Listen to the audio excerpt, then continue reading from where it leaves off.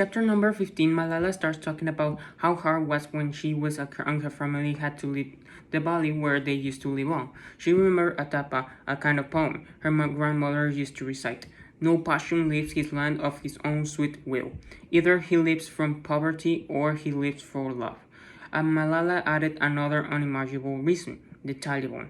For her was deep pain because she imagined her will never her home she will never see her home again.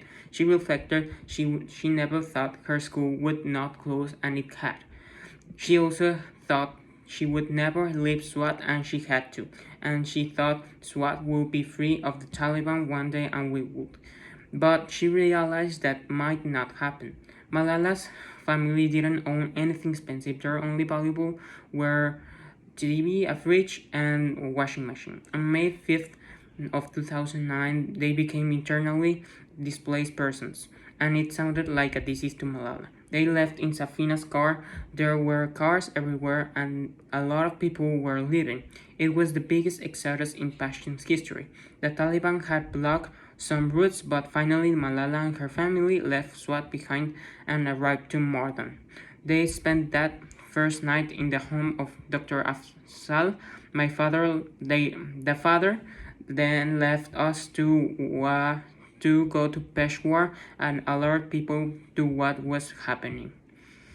Now, in chapter number 16, Malala describes all the things were happening to her and her family like a bad dream. She said, we have never been away from our valley for almost 3 months, and Swat seemed to be under complete military control. They saw buildings in ruins and burned out vehicles. The city was silent and emptied of people and traffic as if a flag had descended. At least there was no sign of the Taliban. The Prime Minister had announced that the Taliban had been cleared out, and he promised that the gas supply had been restored and banks were reopening, and called on the people of Swat to return.